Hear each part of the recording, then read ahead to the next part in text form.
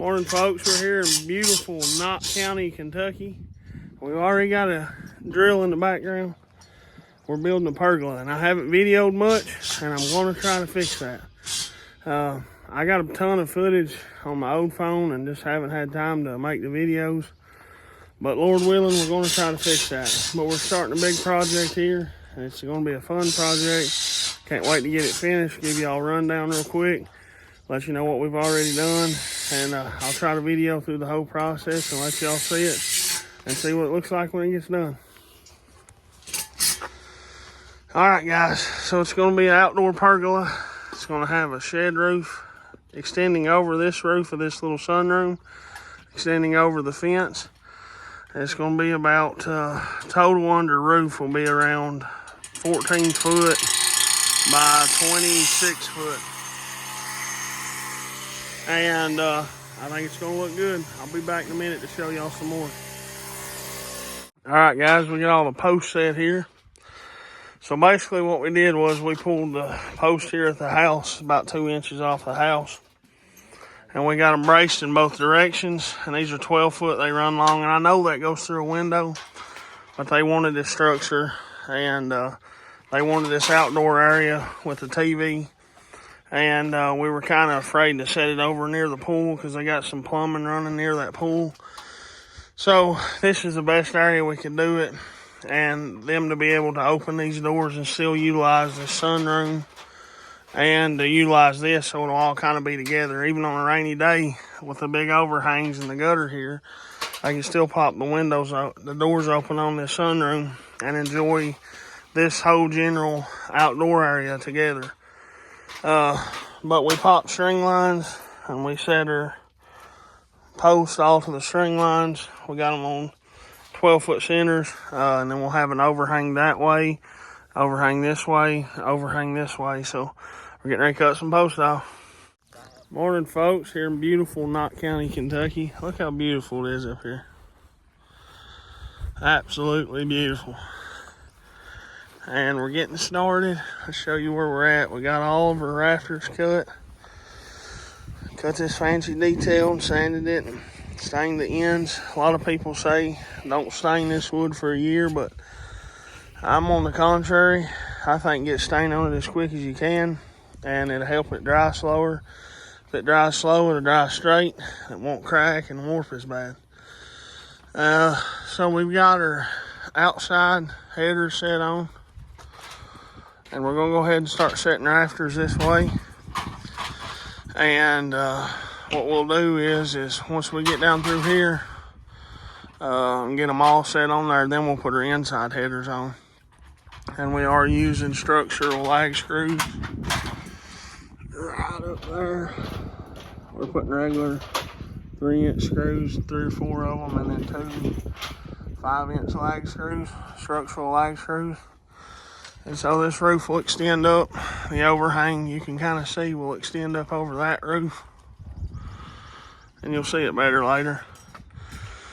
And then the overhang will extend over the fence. That way, water coming down will go over the fence and it ain't just falling directly on their fence. I think it looks real good. All right, guys, we got about a little over half of them set. And what we've did is we got 2 foot overhangs. So as Hog's getting them over there, he's pulling from right here to 2 foot, making a tick mark, then squaring that tick mark down, and that 2 foot lines up this band. So and then he's doing the other side the same way. And the way we got that measurement is we took to cut these, I overheld 24 inches with my tape line, and they pulled a measurement at both ends to make sure they was right to the outside of that side, and then we add 24 inches to that measurement. I hope that makes sense. It may not, but you can see down these. I went down there and looked, and the third one over is just a fuzz off. But I mean, you can see how straight. Let me see if I can. But I mean, they're pretty straight on, right on the money. And it's beautiful up here. After we get all these set, we'll come inside here and we'll put our inside header on and butt it up tight. All right, guys. We got them all set. Now we're gonna put our hurricane ties or truss ties, whatever people call them. So you can't get these in black here. So we did a little spray paint special on them. Here's what they look like. They come and just galvanized, but some good old spray paint on them. And then we'll go on this inside header on every one of them. And then we'll put our other header up and they'll basically be hid. But you want these for strong winds. They get crazy hard winds up here. And those will keep it from the roof blowing off. These are the nails we're using for these hurricane hangers.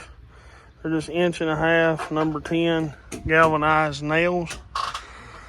Get 4 in the bottom and then 2 on each side.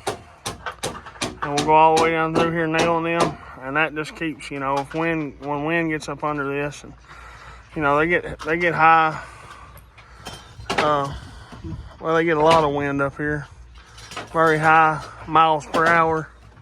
I don't know the proper way of saying that. High gust of wind, that's it, old man. And so we want to be sure 100% that we never have to worry about it. Them are super heavy duty anchors down there. We used heavy duty lag screws and 4 tack cons per each. Because this is freestanding. We'll get some angle braces. But where it's freestanding, we want it to be here for 100 years from now, Lord willing. All right, next part. We got the old man up there putting sheeting down. He jumped right up there. You won't find nobody more eager or hard working than Jim. 75-year-old still going. He ain't nowhere near 75, but we stained the bottom side of this. I think this is BCX plywood, and so you got a B grade side and a C grade. We took the better side and went ahead and stained it, and I mean, just look how sharp that looks. We pulled up 46 inches on that last rafter, and then 46 inches on that, and then popped the line, and then we're nailing at the joint. And then, let me get up here and I'll show you. It'll make more sense.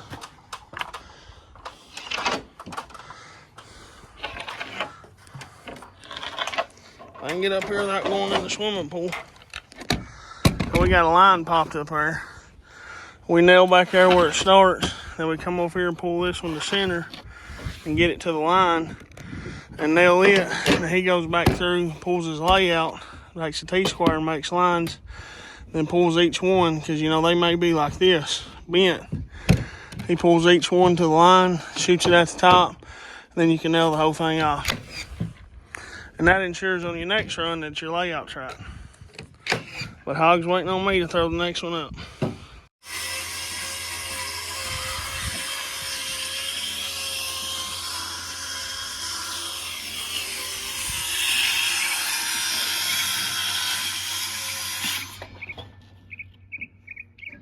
All right, folks, it is sheeted.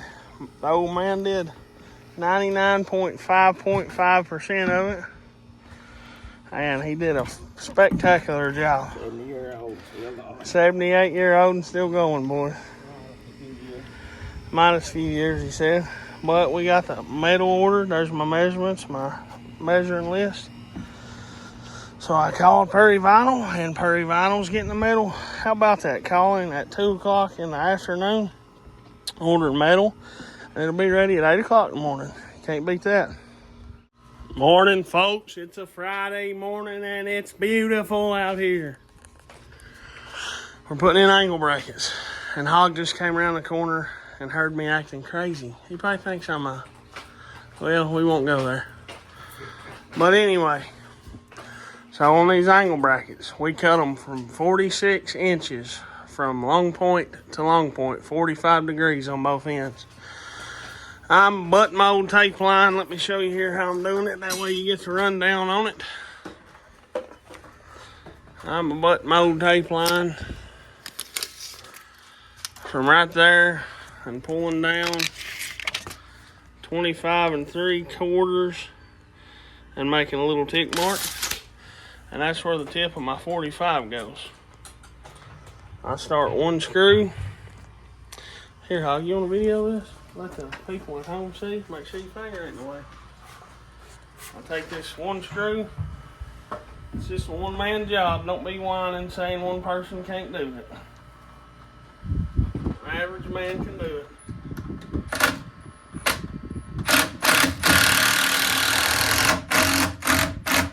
Alright, once that's fastened, I can go up here to the top. Start me one. See, there's a little gap here. Pull it against this band, the header, and pull it up to close my 45.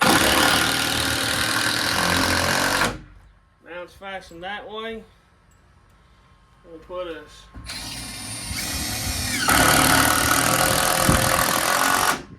another one there.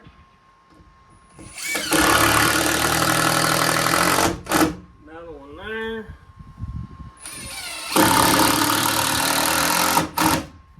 Another one there. And one more. Right there. Now, you can see in a matter of 30 seconds, we installed a brace. It's got 6 screws in it. And yes, you need them.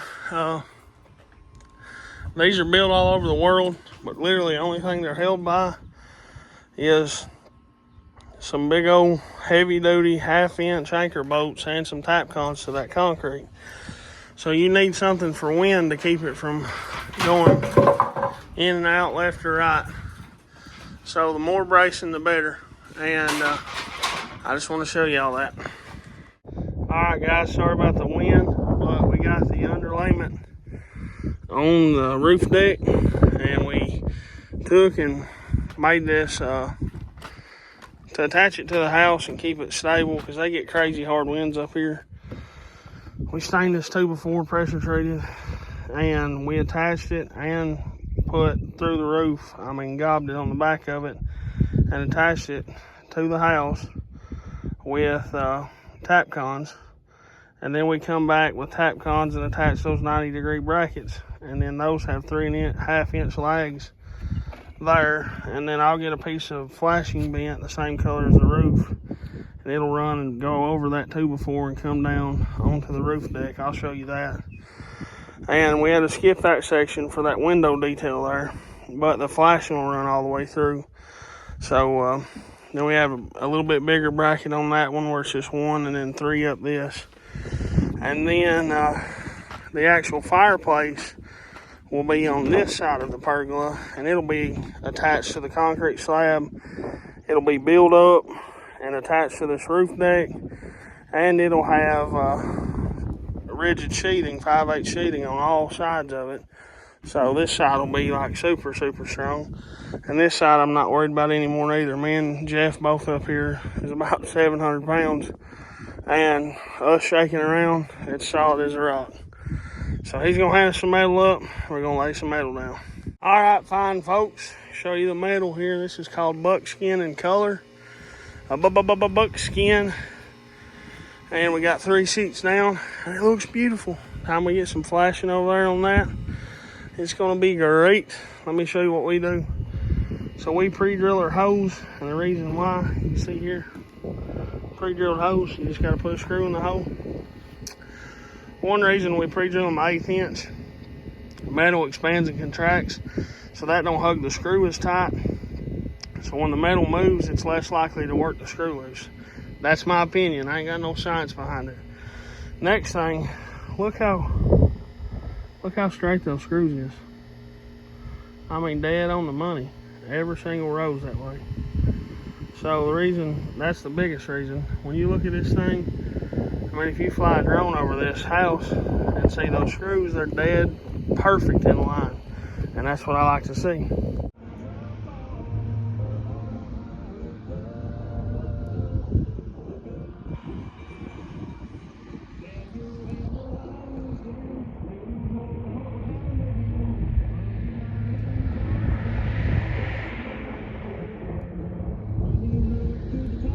All right, guys, we got the metal roof on. Got our outside corner on out here.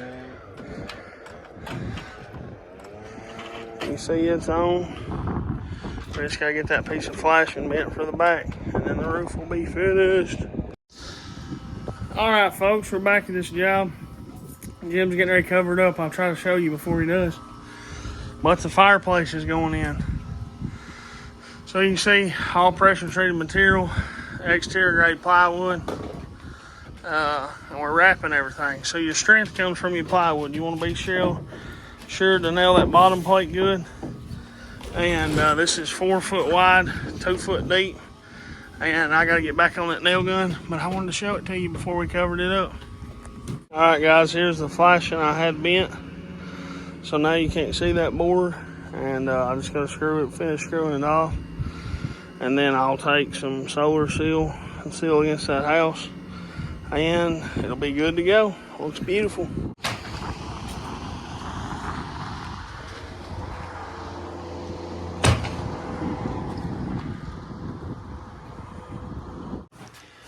All right, folks, let me clean my camera off here and give you a little update of what it looks like. So here is the fireplace. We got it built, painted Tricon black, LP smart siding, lap siding on the 3 sides, trimmed out. We're waiting for caulk to dry up there and caulk to dry on all this to paint it. Let me back up here and get you a better shot. But that's what it's going to look like from the outside. And the front side will be getting evolved stone. You can see here, fiber reinforced, like, I believe it says polymer based stone. Just shoot it on with a nail gun, so that'll be all up the front. We still got to put a TV up there. There'll be a fan somewhere over here. And some LED up and down shades. So we still got a few things to do, but we're getting close to the finish line. Hey folks, it's finished. I'll show it to you. Beautiful. I mean, absolutely, look at that SmartSide. Now, them spots is where we touched up some paint. It ain't finished drying yet. Buckskin color for the metal. Tricon black, the paint in the LP SmartSide. Stain color is Australian Timber Oil Jara Brown, I think that's how you pronounce it. We installed these sunshades, so you just twist this. You know, you just twist this and them sunshades let down. If you look right here, we got the fireplace. It is installed and attached, and it works. We had it running while we was working a while ago. The TV's on a swivel mount, so it'll pull out and move left or right to kind of fight the sun out here. The fan has a light built in, and that way they have a fan when it's hot in the summer days. They got a shade on this side, and they have a sunshade on this side. So say they're out here in the summer, and they just want to enjoy this area but not be scorched with the sun. Let all 3 of the sunshades down, attach them down, and turn on the movie and be good to go. So they're going to get their outdoor furniture and get all this set up, and then it'll be done. Appreciate y'all watching. Have a good one. See you later.